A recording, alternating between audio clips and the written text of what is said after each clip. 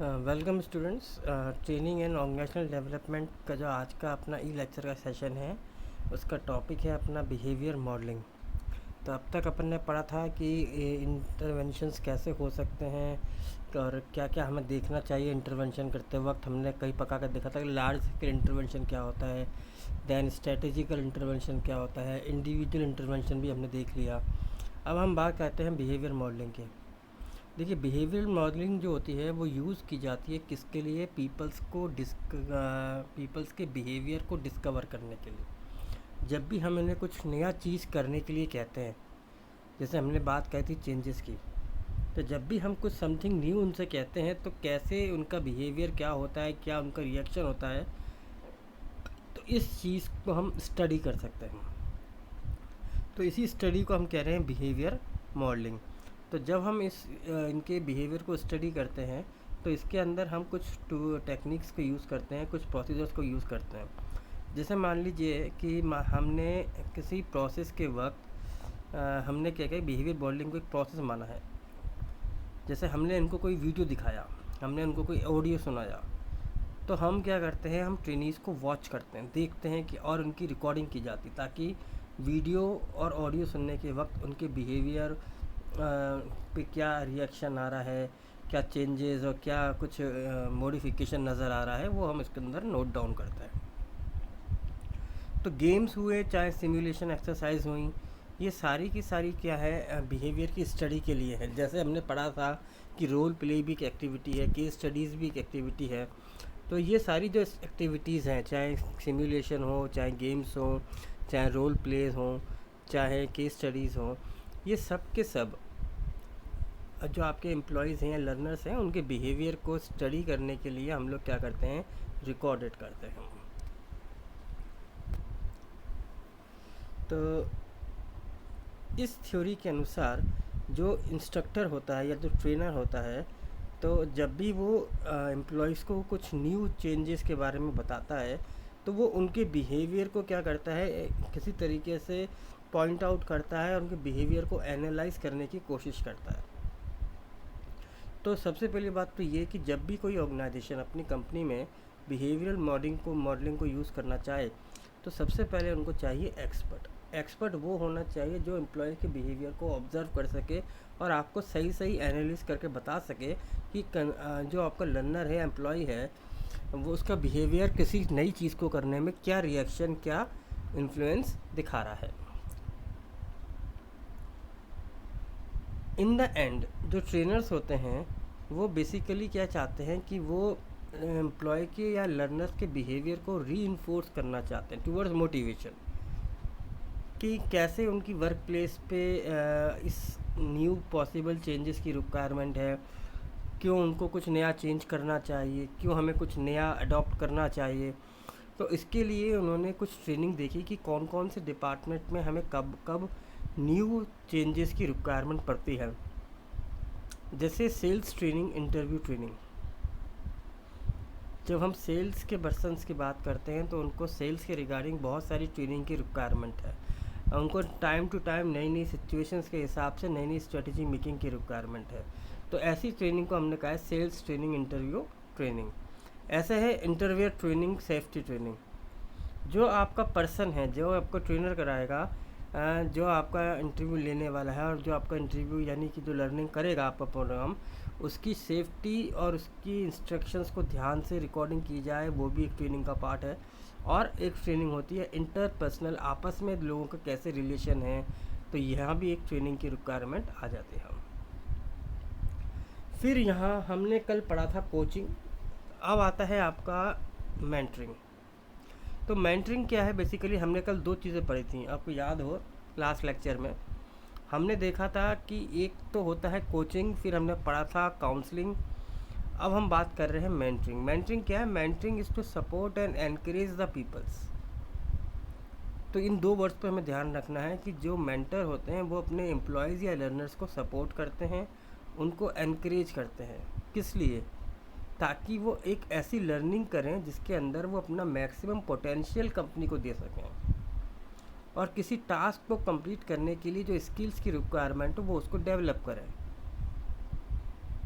जो एरिक पर्सोले थे जो कि Oxford school of coaching and mentoring में थे, उन्होंने कहा कि मेंटर जो है, mentoring is a very powerful tool for empower the employees. कि अगर मेंटर अच्छा है तो अच्छी मेंटरिंग के थ्रू हम एम्प्लॉयज़ से डिज़ायर्ड फुलनेस गोल्स को अचीव करा सकते हैं। तो सबसे प्राइम रोल आ गया आपके मेंटर्स का। तो it is an effective way of helping the peoples to progress in their careers. सबसे पहली बात तो ये आ गई इसके अंदर कि जो मेंटर्स होते हैं, जब वो अपने एम्प्लॉयज़ की मेंटरिंग कर रहे होते हैं, तो ये आपकी प्रोग्रेस और आपके कैरियर डेवलपमेंट में काम आते हैं।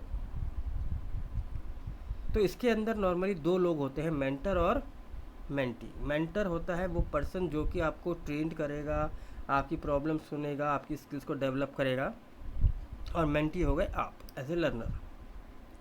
तो नॉर्मली क्या है कि वर्किंग जो है एक सिमिलर फील्ड या एक यूँ कहें कि एक्सपीरियंस तौर पे इसमें मेंटरिंग दी जाती है कि जो पर्सन जिस पर्सन को मेंटरशिप कर रहा है उस पर्सन को उस फील्ड का एक्सपीरियंस होना चाहिए। तो जो मेंटर होता है वो एक गाइड भी होता है जो कि एक मेंटी को हेल्प करता है to for a right direction. चाहे उसकी कैरियर के रिगार्डिंग हो, चाहे उसकी लाइफ के रिगार्डिंग हो, चाहे उसकी डेवलपमेंट के रिगार्डिंग हो, बट हमने जैसे बात की उसको उस फील्ड का एक्सपीरियंस होना ज़रूरी है, तभी मेंटी अपनी बात अपने मेंटर से कर पाएगा। मेंटर जो होता है वो अपने मेंटी की कॉन्फिडेंस को हर वक्त एनकरेज करता रहता है, बूस्टअप करता रहता है। टाइम टू टाइम मेंटी जो है अपने मेंटर से रिगार्डिंग जो प्रॉब्लम्स वो फेस कर रहा है, कोई क्वेश्चंस होते हैं, कुछ चैलेंजेस होते हैं, उसके बारे में बात करता है। ऐसे ही जो मेंटर होता है वो भी टाइम टू टाइम अपने मेंटी को कुछ टास्क असाइन करता है ताकि वो देख सके कि जिस चीज़ की वो मेंटरशिप कर रहा है, जिस ऑब्जेक्टिव के लिए वो मेंटरशिप कर रहा है, क्या वो कुछ अचीव हो रहा है या नहीं। तो मेंटरशिप के लिए ज़रूरी है कि आप सबसे पहले मेंटी जो होता है वो अपने आप को जाने, एनालाइज ओन सेल्फ, अपने इश्यूज़, आपकी अपॉर्चुनिटीज़ क्या है, आप लाइफ से क्या चाहते हैं। और ऐसे ही जो मेंटर होता है, मेंटर को ये हो कि वो अवेयर हो रिगार्डिंग ऑल दीज थिंग्स, और रेस्पॉन्सिबिलिटी लेने के लिए उसके अंदर कैपेबिलिटी होनी चाहिए कि वो अपने एम्प्लॉय जो इसकी वो मेंटरशिप करेगा उसकी वो प्रॉब्लम्स और उसके डेवलपमेंट की वो बात करेगा और उसके मोरल को बूस्ट करेगा। फ़ायदा क्या है हमें मेंटरशिप करने से? मेंटरशिप से जो हमें एम्प्लॉय होता है उसको एक सबसे बड़ी चीज़ होती है सपोर्ट, कि यदि कहीं प्रॉब्लम में आएगा, कहीं कुछ दिक्कत में आएगा, तो वो अपने मेंटर से बात कर लेगा। जैसे कई लोगों ने बताया कि जो वुमेंस होती है ऑफनली, मतलब ऑलवेज नहीं, ऑफनली किसी दूसरी वुमेन से अपनी प्रॉब्लम डिस्कस करना नहीं चाहती।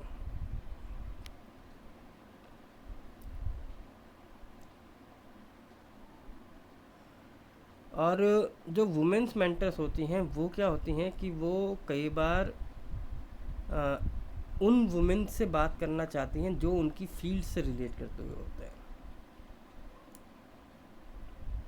तो मेंटरिंग क्या है, दोनों कंडीशन में इंक्लूड क्या करती है? Training, support, encouragement, advice, guidance, और वो पीपल्स जो कि पहले से एक्सपीरियंस है अपनी फील्ड में और ऐसी सिचुएशन को वो डील कर चुके हैं। तो under this mentoring both the mentors and the mentee gain confidence, आपस में एक कॉन्फिडेंस को बिल्डअप करते हैं। मेंटी जो होता है वो रिपोर्ट करता है अपने बेनिफिट के लिए और अपने खुद के पर्सपेक्टिव के लिए।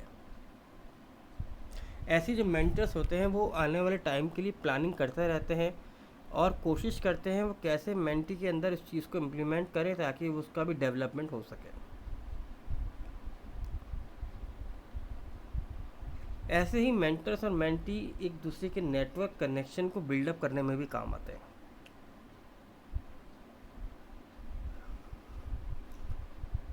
अगर किसी एम्प्लॉय या मेंटी का कैरियर कुछ रुक गया है या ब्रेक ले लिया है उसने किसी समय से, तो भी वो मेंटर से बात करके अपने डेली रूटीन या अपने एक्टिविटीज़ को परफॉर्म कर सकता है। देन हम बात करेंगे ग्रुप की। देखिए, कुछ लोग क्या मानते हैं कि there is a little bit of difference between group and team.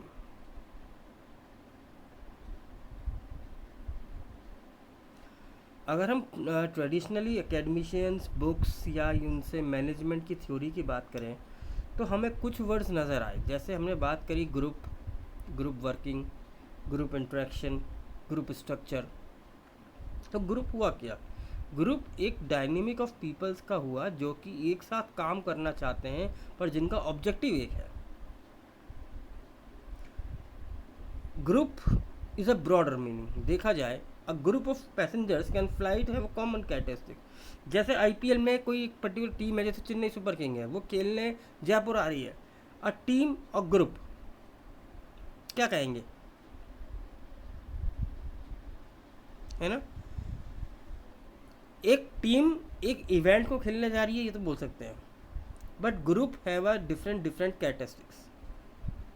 जैसे दो प्लेयर्स का ग्रुप बना हुआ है, उनकी आपस में एक कैरेक्टरिस्टिक कॉमन होगी, इसकी वजह से वो दोनों एक दूसरे से बात कर रहे हैं। बट होल टीम के अंदर कॉमन कैरेक्टरिस्टिक्स हो, ये नहीं हो सकता। तो objective it should be common. Common है तो वो टीम बन सकती है, ग्रुप बन सकता है। और group do not even need to refer to people. जैसे हमने बात करी, एग्जाम्पल की तरह बात करते हैं, अ group of products in a super market. एक किसी कंपनी का जिसके अंडर में कई सारे ब्रांड ऑफ प्रोडक्ट्स बनते हैं, वो मार्केट में अवेलेबल है। तो ग्रुप मे बी आर्बिट्री और may be any number of variables, कुछ भी हो सकता है। जबकि टीम जो होती है वो स्पेसिफिक होती है। अगर हम किसी एयरप्लेन में बात कर रहे थे तो एयरप्लेन पे एक टीम जा रही थी जो कि आपस में मिलके कॉमन कॉज के लिए खेलने जा रही थी, that is to play IPL cricket match. But हर पर्सन का एक अलग ग्रुप होगा, उसके अलग ग्रुप मेंबर्स होंगे, जैसे ए बी सी डी। तो A B C D may be have a same characteristics, तो उनका आपस में एक ग्रुप बन गया। बट जो टीम होती है उनका क्या है, वो एक स्पेसिफिक पर्सन्स है। जैसे पैसेंजर्स जा रहे हैं, तो पैसेंजर अगर एक फ़्लाइट में सफ़र कर रहे हैं तो उनको हम टीम नहीं बोल सकते। क्यों? क्योंकि हर एक पर्सन का डिफरेंट डिफरेंट ऑब्जेक्टिव है। तो वहाँ हम क्या बोलेंगे? A group of persons can move in to the airline as a passenger. अब मान लीजिए वहाँ पे एयरलाइन क्रैश हो गई और उनको बचने के लिए कुछ एक्टिविटीज़ करनी पड़ेगी, तभी वो बच पाएंगे वहाँ पे। तो जब वो एक कॉमन ऑब्जेक्टिव के लिए वर्क करते हैं तो वो कहलाएंगे एज ए टीम। और कोई इंडिविजुअल एक्टिविटी को परफॉर्म करने के लिए दो सेम कैरेक्टरिस्टिक के पर्सन मिल जाएंगे तो वो बन जाएंगे ऐसे ग्रुप। तो group can consist of any number of peoples. People in group interact, engage and identify with each other, often sometimes on predetermined times and places also।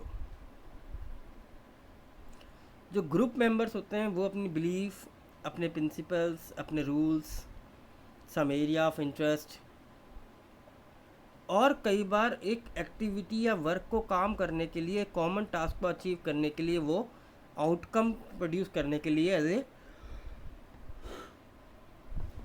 Team बनते हैं पहले। और टीम के बाद पर्सन्स को डिफरेंट डिफरेंट कैटेगरीज के basis पे उनके ग्रुप बना के उनको अलग अलग टास्क जो है असाइन कर दिए जाते हैं।